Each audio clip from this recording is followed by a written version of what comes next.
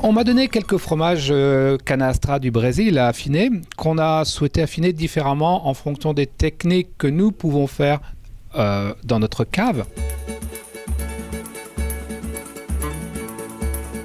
Ce fromage-ci, le Canastra, est arrivé avec 1 mois d'affinage.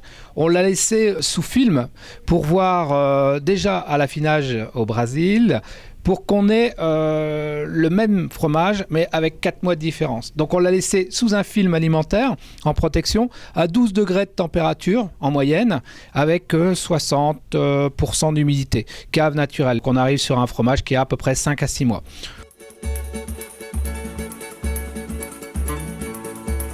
Ce Canastra, celui-ci a été simplement gardé en cas d'affinage, toujours, et simplement brossé avec une brosse de nylon et retourné chaque semaine à ce niveau-là pour pouvoir permettre aucun développement de moisissure sur sa surface.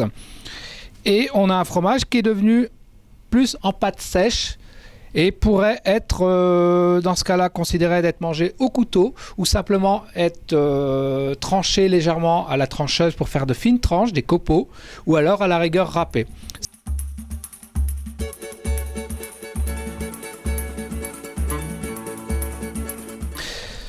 Ce Canastra a été lavé au cachaça, simplement sur toutes ses faces et chaque semaine. Donc on a un fromage qui commence à être à pâte dure, mais avec une petite odeur d'alcool au niveau de la croûte qui va peut-être imprégner le fromage. On verra exactement au niveau de la dégustation.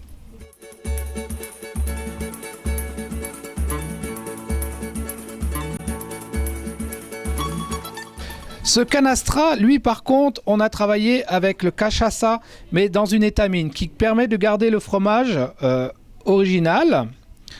Et chaque semaine, on rajoute, on réimbibe l'étamine avec le cachaça et c'est mis en atmosphère étanche. C'est-à-dire que le fromage est maintenu dans une boîte close, type Tupperware, pour permettre à ce que l'alcool reste et imprègne complètement le fromage à ce niveau-là.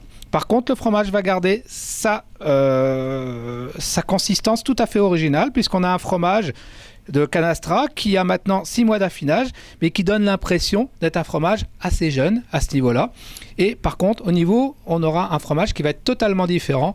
On aura un fromage à l'alcool qui va être commercialisé à des fins différentes de la consommation habituelle de fin de repas, etc.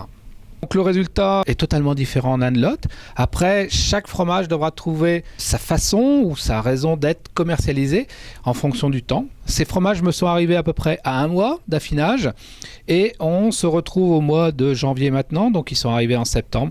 On a rajouté 4 mois, donc on va arriver sur des affinages de 5 à 6 mois au niveau du fromage.